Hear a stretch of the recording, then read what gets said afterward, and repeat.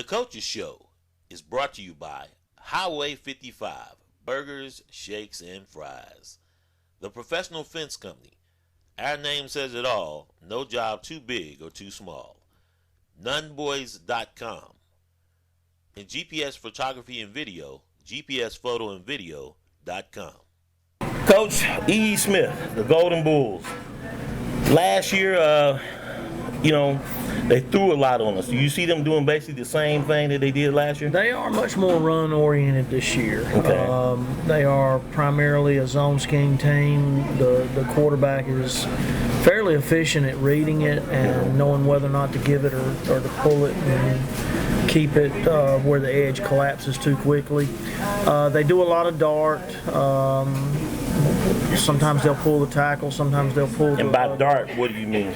It's a lead play out of a one-back set. It's I guess Rich Rodriguez came up with the name for it, and when with the old Clemson offense, that's where I got it from.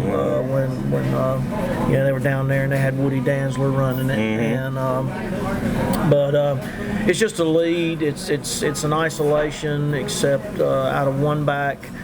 You can't lead, you don't have anybody to lead with, so that you pull a tackle and fold him and he becomes the lead, and you literally you don't block the edge, and so it's a read for the quarterback. If the edge chases the pull, then there's nobody there, he can pull it, and so you got to game plan it effectively and make sure. You got to decide whether or not you're going to let your edge leverage the give and play the dart, or whether you're going to send him and hopefully deceptively. You got to be able to do both, and we've worked very hard on doing both. When we do send him, making sure we've got somebody ready to step up in anticipation of the pull. Now they got a pretty good running back. They're 3-1 on the season with one loss. The first game they won by 1 point. When you look out there at the Fayetteville Conference, them, 71st, and Jack Britt seem to be head and shoulders above everybody else.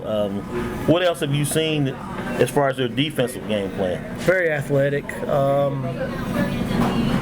not unlike they are offensive. Excuse me. They're basing out of a 3-5, which is the defense we ran last year, and haven't seen them evolve a lot. We have seen them in some four-man front looks. They play a lot of man in the secondary. They're athletic. They fly around. They get after it. They present some challenges. Well, definitely. They've also slated us, as we said earlier, for their homecoming, so that's always a lot of fun.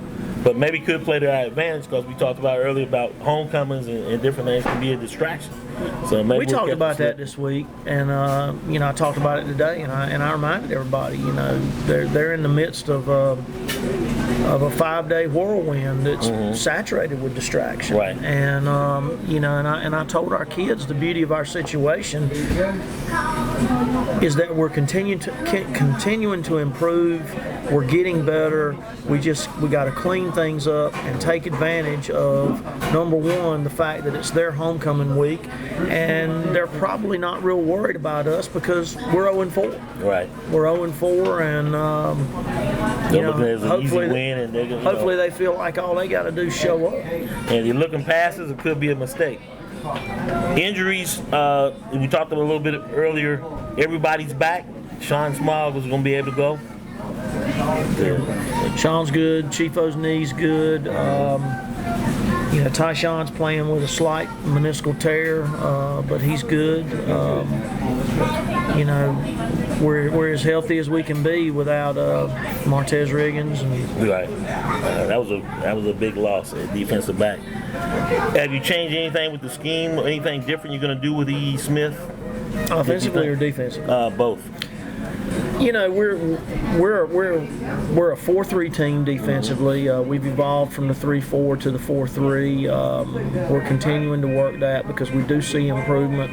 We are experimenting with personnel. Obviously, we have to with the loss of Trey and with some suspect issues with some other folks, given the injuries that they're attempting to play with. Right.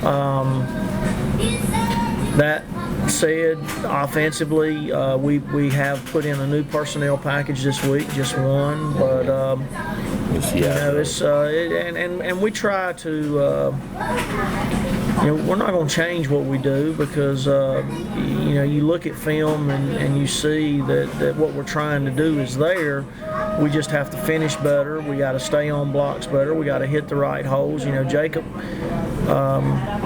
Jacob could have had quite a few more yards rushing Friday night had he attacked the line of scrimmage like he did the week before. Mm-hmm.